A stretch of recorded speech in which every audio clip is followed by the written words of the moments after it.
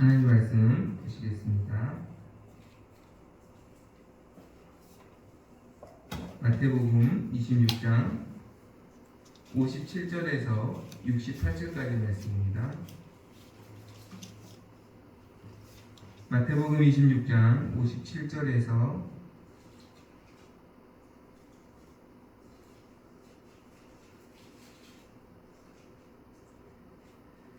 68절까지 말씀.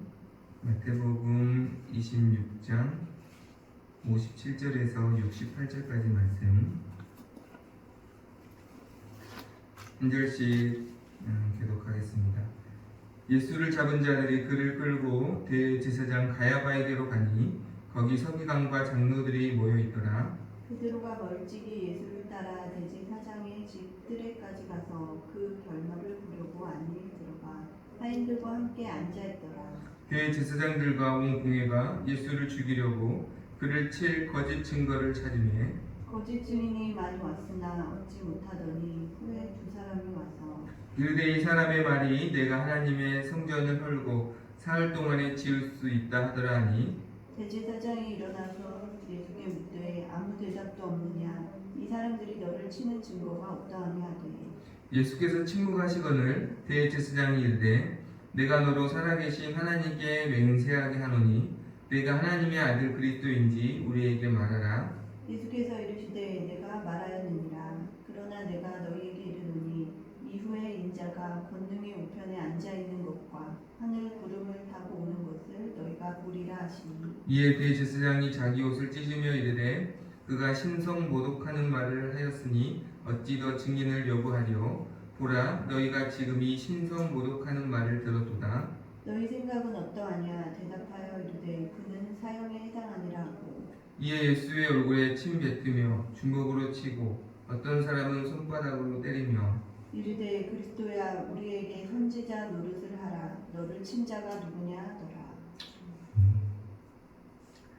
오늘 예수님께서는 유대 종교 지도자들에 의해서 불법적인 재판을 받으시고 그 재판에 신성 모독죄로 판정을 받으시고 수치와 조롱과 그리고 고난을 당하시는 예수님의 모습을 성경은 오늘 우리에게 보여주고 있습니다.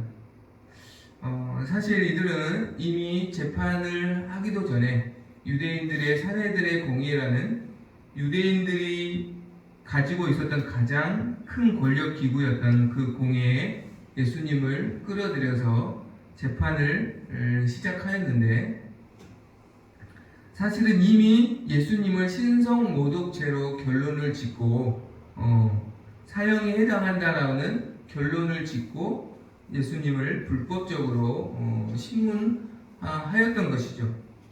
이것을 이미 59절에 말씀하고 있습니다. 59절 보면 대제사장들과 온 공회가 예수를 죽이려고 그를 칠 거짓 증거를 찾으며 이미 결론을 냈다는 것이죠. 예수님을 사형에 처한다라는 이미 결론을 가지고 거기에 짜맞추는 재판을 예수님을 끌어들여서 진행하였다라는 것입니다. 우리가 많은 스포츠 스타들의 레전드가 있죠. 그런데 그 중에서 우리가 첫 손으로 꼽는 선수가 아마 김연아 선수일 겁니다. 사실은 김연아 선수는 현역이 아님에도 불구하고 마치 지금도 CF라든지 그 모든 것들이 어떤 탑스타 이상의 어떤 네임밸류를 가지고 대접을 받는 것을 보게 됩니다. 그렇게 만들어진 결정적인 이유는 그가 이룬 어떤 업적이기도 하지만 특별히 저는 소치 올림픽을 생각해 보았습니다. 소치 올림픽에서 김연아 선수는 은메달을 획득했죠. 그런데 사실은 모든 사람이 보아도 결론이 정해진 그 피겨 대회였다라는 것이 시간이 지날수록 더 드러나는 것을 보게 됩니다. 이미 러시아라는 그 나라 선수에게 금메달을 확정시켜 놓고 열린 대회였다라는 것이죠. 그래서 기술적으로 김연아 선수가 아무리 뛰어난 연기를 펼쳐도 점수가 플러스가 안 되는 거예요. 그러나 그 자국의 선수는 연기가 굉장히 어색하고 미숙했는데도 너무나 김연아 선수와 다르게 플러스가 되더라는 것이죠.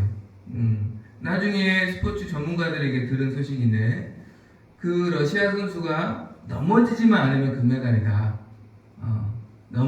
연기를 어떻게 하든 안 넘어지기만 하면 금메달이다라고 결론을 내려놓고 진행한 대회였다라는 소식을 전문가를 통해서 저는 또 듣게 되었는데요. 그래서 아마 저도 제 기억으로 김연아 선수의 연기가 최고의 연기였지만 제가 끝까지 못 봤던 것 같아요. 왜냐하면 결론이 정해졌다는 것을 이미 알고 연기를 잘하면 잘할수록 마음이 아프더라고요. 김연아 선수가 너무나 아름답고 우아하게 기술을 펼치는데 그러니까 실수해서 은메달을 따면 차라리 괜찮은데 너무너무 훌륭하고 완벽한 연기를 펼쳐야 되는데 이미 결론이 난 대회여서 차마 그 연기를 끝까지 못 보고 마음이 아파했던 그런 기억이 있습니다. 여러분, 사실 예수님은 죄가 없는 분이시죠. 그럼에도 불구하고 신성모독이라는 사형에 처한다는 결론을 가진 재판에 그분은 재판을 받으시고 또 거기에서 주님은 그 모든 고난과 수치와 조롱을 묵묵히 당하시는 것을 우리는 보게 됩니다. 너무나 억울하고 너무나 원통한 그런 상황임에도 불구하고 주님은 단 한마디도 자신을 변호하지 않으시고 단 한마디도 누구를 원망하거나 불평하지 않으시고 그 모든 수치와 고난을 친히 다 담당하시는 예수님의 모습을 우리는 보게 됩니다. 주님은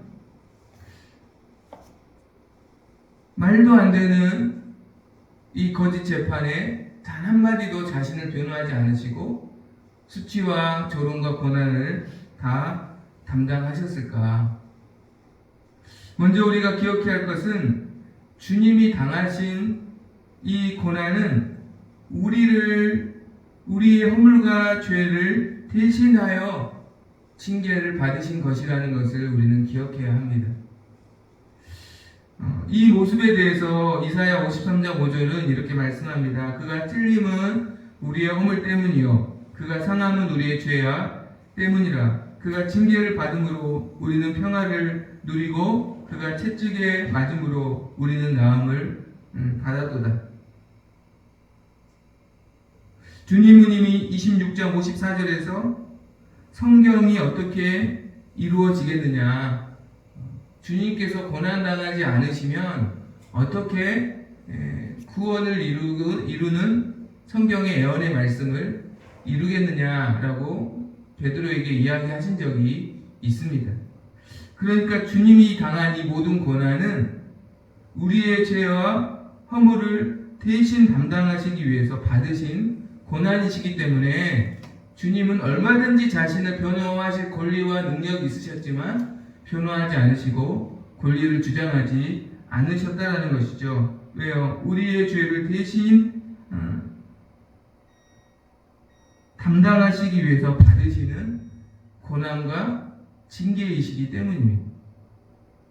그래서 주님은 하나님의 능력과 권세를 사용하시지 않고 자신의 변호할 최소한의 권리조차 사용하시지 않고 그 모든 고난과 조롱을 다 담당하신 것입니다. 주님의 십자가의 죽으심도 우리는 이런 생각을 하죠. 왜 하필이면 주님은 십자가의 죽으심으로 우리의 죄를 대속하셨는가? 신명기 21장 13절에 보면 나무에 달린 자마다 하나님께 저주를 받은 자이다. 그러니까 주님은 마땅히 죽어야 할 죄인이 하나님께 받아야 할 저주를 친히 십자가에서 나무에 달려서 다 우리를 대신해서 담당하심으로 우리가 받아야 할 모든 죄의 저주를 주님이 친히 다 담당하시기 위해서 주님은 십자가에서 죽으심으로 우리 죄를 대속하신 것입니다. 그러니까 주님이 그렇게 죄로 인하여서 수치와 조롱과 사실 우리가 흉악한 범죄자는 얼굴을 공개하죠. 얼굴을 공개하고 포토라인에 서서 사람들이 조롱을 받습니다. 마치 주님이 우리가 하나님 앞에 마땅히 그렇게 수치와 조롱을 받아야 할 그 죄를 대신하여서 주님이 다 그 죄에 대한 수치와 조롱과 고난을 친히 담당하시기 위해서 주님은 그 모든 것들을 묵묵히 감당하셨다라는 것이죠.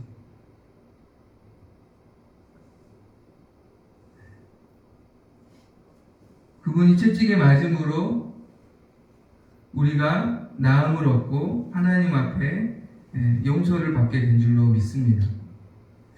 그래서 사실 우리는 이미 예수님께 갚을 수 없는 사랑의 빚을 진 자라는 것을 항상 기억해야 하는 것이죠. 그래서 우리의 모든 신앙생활을 항상 빚진 자의 마음으로 우리는 신앙생활 해야 하는 것입니다. 이미 갚을 수 없는 은혜와 사랑을 받은 자라는 것을 우리는 항상 기억해야 합니다. 이것을 빚진 자의 마음을 은혜의 의식이라 표현할 수 있겠죠. 항상 우리가 우리의 받은 모든 것은 예수님의 시행으로 이루어진 것이라는 것을 우리는 기억해야 하는 것이죠. 그래서 은혜의 의식을 가지고 언제나 감사로 우리는 살아가야 하는 것입니다. 은혜의 의식을 더 말씀드리면 우리에게는 성도에게는 사실 권리가 없다는 것이죠. 그러니까 우리에게 주어진 모든 것은 다 은혜로 주어진 것이라는 것입니다. 우리가 마땅히 이것을 누릴 만한 자격이 돼서가 아니라 모두 은혜로 주어진 것이기 때문에 우리에게는 성도에게는 권리가 없고 오직 의무만 있는 것이죠.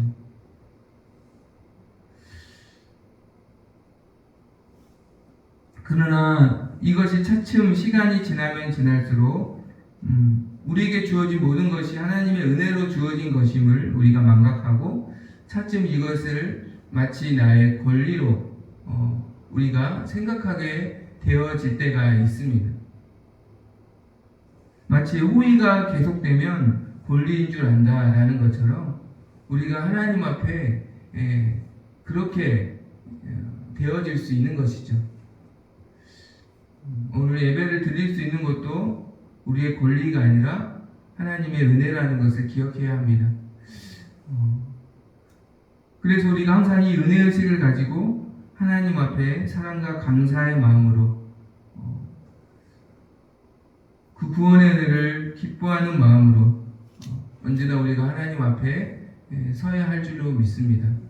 더욱더 감사가 가득함으로 주의 길을 걸어갈 수 있는 우리 모두가 되기를 간절히 소망합니다.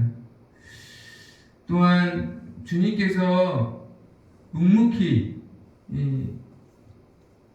자신을 변호하지 않으시고 이 모든 고난을 감당하신 이유는 우리를 대신하여 고난을 당하신 것이다. 또 하나는 그 유대인들을 향하여서 그들이 주님의 말씀에 이미 스스로 귀를 닫았기 때문에 주님은 아무 말씀도 하지 않으시고 침묵하셨다라는 것을 우리는 기억해야 합니다. 주님은 이들의 유대인들의 재판 과정에서 이들의 물음 앞에 철저히 침묵하십니다. 왜요? 그들이 이미 정답을 정하고 예수님께 형식적으로 질문하고 있기 때문에 그렇습니다. 이미 신성모독죄로 예수님을 십자가형으로 죄인으로 결론을 짓고 형식적으로 예수님께 묻고 있기 때문에 그렇습니다. 그래서 누가복음 22장 66절에서 67절을 보면 주님이 이렇게 말씀하십니다. 내가 그리스도이거든 우리에게 말하라. 대답하시되 내가 말할지라도 너희가 믿지 아니할 것이요 내가 물어도 너희가 대답하지 아니할 것이니라.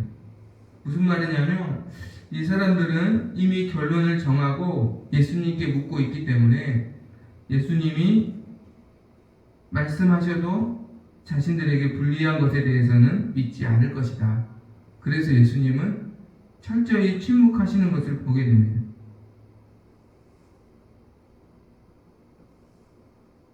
예수님이 어떤 말씀을 하셔도 무조건 예수님을 신성모독죄로 몰아가서 예수님을 십자가에 달리게 할 것이라는 것을 아셨기 때문에 주님은 그들의 물음 앞에 철저히 침묵하시는 것을 보게 됩니다. 61절에 성전을 헐고 사흘 만에 지을 수 있다라고 말씀하신 예수님의 말씀의 의미는 예수님이 십자가에서 죽으시고 3일 만에 부활하실 것을 예언하시는 말씀이죠. 그런데 그 말을 또 왜곡하여서 예수님을 신성모독죄로 결론을 짓고 사형 판결을 내리는 이들의 모습을 우리는 보게 됩니다.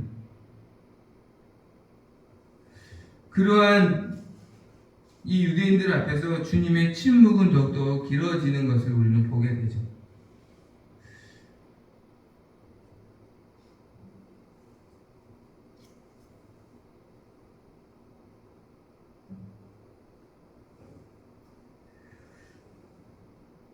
이 유대인들의 모습을 통해서 우리는 한 가지 교훈을 얻을 수 있습니다. 무엇이냐면 우리도 하나님 앞에 나아갈 때 형식은 갖추었지만 이미 답을 가지고 하나님께 묻고 또 하나님의 인도하심을 구할 때가 많다라는 것이죠.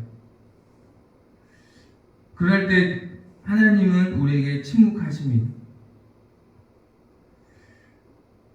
그러면 또 우리는 이렇게 이야기하죠. 주님이 침묵하시니까 동의하신 줄 알고 주님 제 뜻대로 할게요. 우리가 이렇게 가는 것이죠. 마치 지금 유대인들의 모습과 같습니다. 주님이 사실 침묵하실 때는 내 생각대로 가라는 뜻이 아니라 오히려 내 뜻과 내 생각을 다 내려놓아야 할 때라는 것이죠. 내가 정한 답을 오히려 내려놓아야 할 때라는 것입니다. 그래서 우리가 다시 내가 애써서 무시하고 있는 하나님의 말씀의 당연한 가치와 질서로 내가 돌아가야 한다는 것입니다.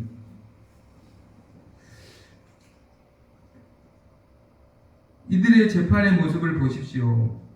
칼과 몽치로 무장하여서 밤에 기습적으로 이루어진 재판이죠. 이 재판 자체가 사실은 불법이고 그리고 이미 재판의 결론을 다 내리고 형식적으로 이 재판이 이루어지고 있는 것이죠. 이들이 59절 60절에 제시하는 증거들은 다 거짓 증거고 다 거짓 증인들입니다. 재판이 이러면 안 되잖아요. 아주 기본적인 것입니다. 그렇죠?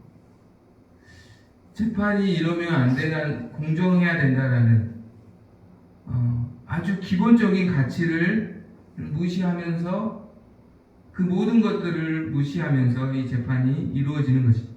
재판의 가장 기본적인 가치를 애써서 무시하면서 이루어진 것입니다. 우리도 그렇습니다. 우리가 어떤 결론을 내리고 하나님께 물을 때 사실은 그 가운데 주님의 침묵하심이 있다면 우리도 내가 애써서 나의 뜻을, 나의 이익을 위해서 무시하고 있는 가장 기본적인 말씀의 가치들이 있을 수 있다는 거예요. 저에게도 그럴 때가 있었습니다.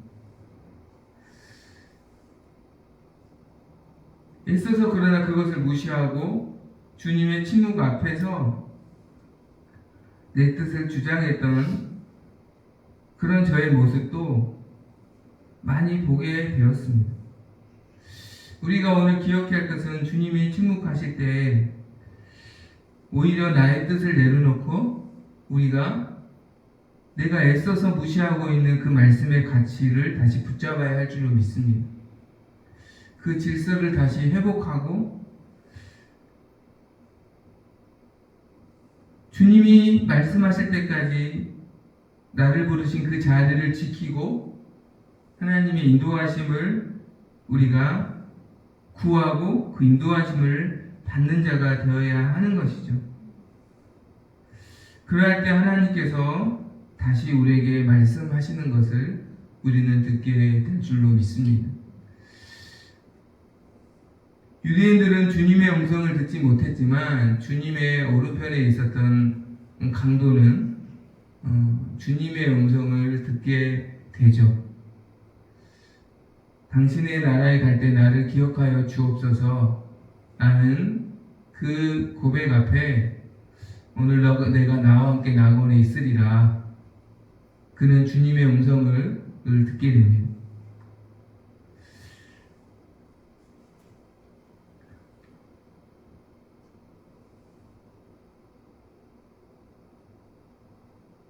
오늘도 우리가 하나님 앞에서 나의 뜻과 나의 생각을 다 내려놓고 주님의 음성과 주님의 인도하심을 구하기를 소망합니다. 주께서 다시 우리에게 말씀하여 주시고 우리의 걸음걸음을 친히 인도하여 주실 줄 믿습니다. 마지막으로 주님은 이 십자가에서 우리에게 하나님의 의를 따르고 두려움이 없이 자유함과 담대함으로 승리하는 것을 보여주고 계십니다. 주님의 고난 당하심은 하나님의 의를 이루시기 위함이었습니다. 하나님의 구원을 이루시기 위한 고난 당함이십니다. 그렇기 때문에 오늘 말씀을 보시면 알겠지만 이후에 또 주님은 계속 십자가에 달리시기까지 고난 당하시지만 주님은 조금도 두려워하지 않으십니다. 재판을 받는 모든 과정 가운데 주님에게는 두려움이 조금도 없습니다. 누구 앞에서도 주님은 당당하시고 담대하시며 또 하나님 앞에 자유하시는 모습을 우리에게 보여주십니다. 잠언 28장 1절에 이런 말씀이 있습니다. 악인은 쫓아오는 자가 없어도 도망하나 의인은 사자같이 담대하니라. 하나님의 의를 따르는 자에게는 두려움이 없다는 것이죠. 그러나 악을 행하는 자에게는 쫓아오는 자가 없어도 그들에게는 두려움이 있습니다. 오히려 악을 행하는 이 유대인들에게 두려움이 있다는 것을 우리는 보게 됩니다. 무엇을 보면 알 수 있는가? 사실 그들은 재판을 시작하기 전에 이미 예수님을 죽이기로 결의했고 또 예수님을 죽이고 싶을 만큼 미워했습니다. 그렇지만 그들이 거짓 재판을 통해서 예수님을 신성 모독죄로 판결한 뒤에야 67절, 68절 보면 그제서야 예수님을 조롱하고 또 예수님을 때리고 예수님을 모욕하는 것을 보게 됩니다. 그러니까 자신들의 주장을 정당화하고 합리화한 다음에 거짓 증거들로 정당화시킨 다음에 예수님을 모욕하고 예수님을 때리는 이 모습을 보게 되는 것이죠. 거짓으로 재판의 결론을 만들어낸 다음에 그들이 예수님께 폭력을 행사하는 것을 우리는 보게 됩니다.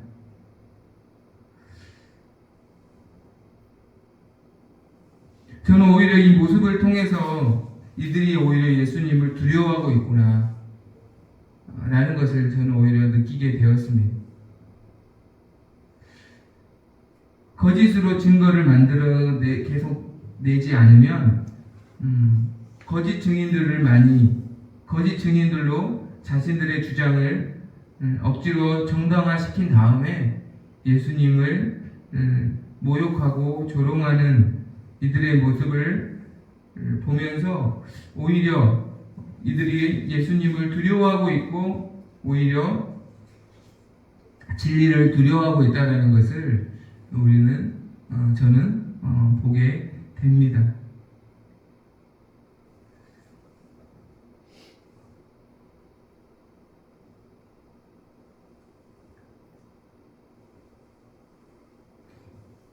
이들이 주장하는 모든 증거와 증인들이 다 거짓으로 이루어졌다라는 것이 얼마나 이들이 예수님을 두려워하고 있나라는 것을 오히려 느끼게 하는 것이죠.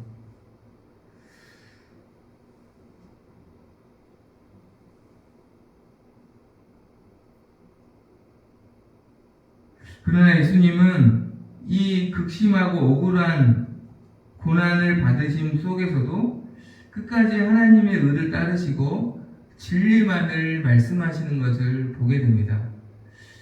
한 가지 보면 63절에 보면 내가 하나님의 아들 그리스도인 줄 우리에게 말하라. 63절 다시 보면 대제사장이 이르되 내가 너로 살아계신 하나님께 맹세하게 하노니 내가 하나님의 아들 그리스도인 줄 우리에게 말하라. 그러니까 내가 하나님의 아들이라면 하나님께 맹세하여 말하라는 것이죠. 맹세해봐라 라는 거예요. 주님이 이렇게 말씀하십니다. 64절에 내가 말하였느니라. 무슨 말이냐면 주님은 직접 이것을 맹세하지 않으신 거예요. 너가 지금 너가 말한 대로야 라는 뜻이죠. 그렇죠? 그러니까 주님이 직접 맹세하시지 않고 너가 말한 대로야 라고 간접적으로 말씀하시죠. 그렇죠? 그 이유는 무엇일까요? 왜 이렇게 어렵게 말씀하실까요? 하나님의 아들 맞으시잖아요. 그냥 맞다 이 말도 하지 않으시고 그냥 너가 말한 대로야. 그러니까 주님이 직접적으로 이것을 말하지 않으십니다. 이것은 답변을 피하기 위함이 아니라 예수님께서 제자들에게 무리들에게 누구의 이름으로도 맹세하지 말라라고 가르치셨잖아요. 그러니까 옳다 아니다 그것만 말하지 맹세하지 말아라 주님 말씀하셨잖아요. 그러니까 예수님은 자신이 가르치시는 진리를 끝까지 고수하시는 거예요. 그래서 예수님도 맹세하지 않으신 거죠. 그러니까 예수님은 처음부터 끝까지 의로우시고 처음부터 끝까지 예수님은 진리만을 말씀하십니다. 오히려 진리만을 말씀하시기 때문에 요한복음 8장 32절처럼 진리를 알지니 진리가 너희를 자유롭게 하리라. 예수님 안에는 진리 안에서 자유함이 있는 거예요. 두려움이 없고 진리 안에서 하나님의 의를 따르기 때문에 자유함이 있고 하나님의 의를 따르기 때문에 하나님께 온전히 맡길 수 있기 때문에 담대할 수 있는 거예요. 요한복음 16장 32절 33절 말씀 보면 보라 너희가 다 각각 제 곳으로 흩어지고 나를 혼자 둘 때가 오나니 벌써 왔도다. 그러나 내가 혼자 있는 것이 아니라 아버지께서 나와 함께 계시느니라. 이것을 너희에게 이루는 것은 너희로 내 안에서 평안을 누리게 하려 함이라. 세상에서는 너희가 환난을 당하나 담대하라. 내가 세상을 이겼노라.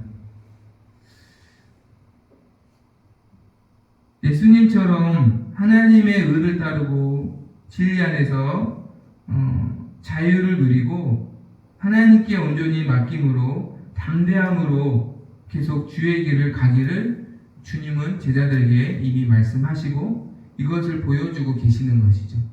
이것이 세상을 이기는 방법이다 라는 것을 우리에게 말씀하고 있습니다.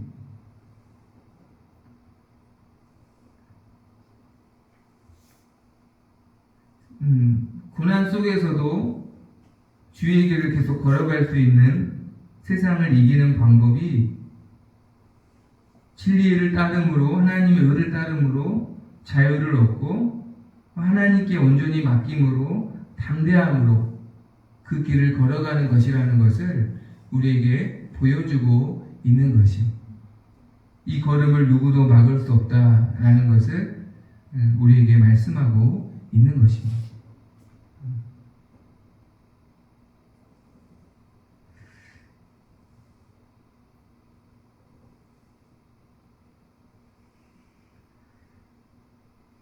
고린도후서 4장 7절에 10절의 말씀을 읽고 말씀 마칩니다.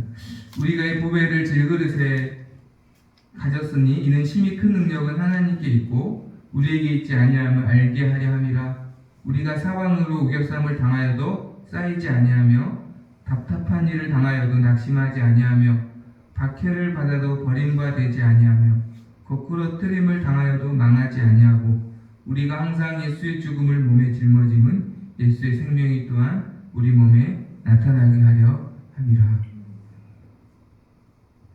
또 진리 안에서 자유할 수 있는 우리 모두가 되기를, 두려움 없이 담대할 수 있기를 간절히 소망합니다.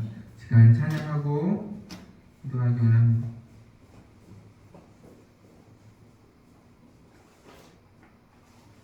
찬송가 341장입니다.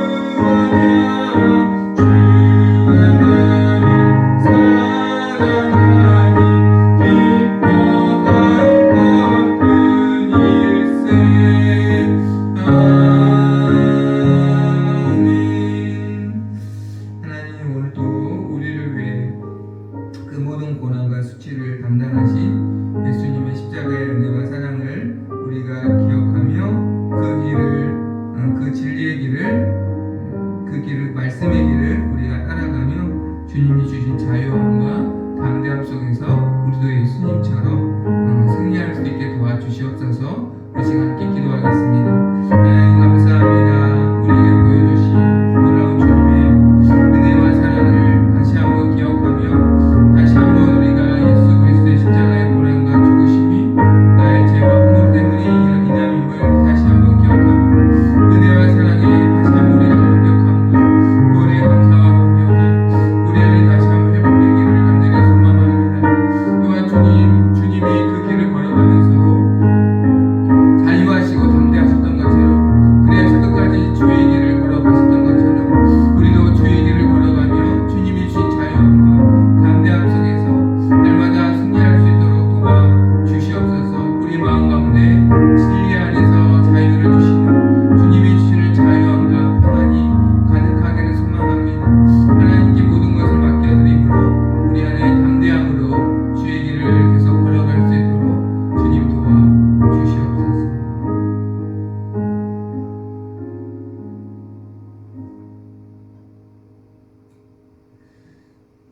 주님, 오늘도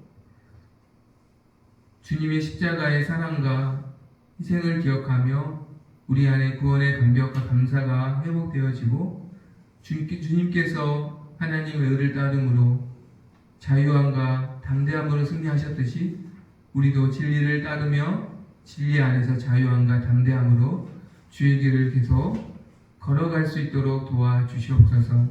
주께 드리는 예물을 받아주시고 가장 선하고 완전한 것으로 부족함이 없는 은혜로 채워 주시옵소서. 지금 우리 주 예수 그리스도의 은혜와 하나님 아버지의 극진하신 사랑하심과 성령님의 교통하심이 환난을 당하나 진리 안에서 자유함과 담대함으로 승리하시는 예수님을 따라가길 원하는 사랑하는 주의 자녀들 머리 위에 지금부터 영원토록 함께 있을지어다. 아멘.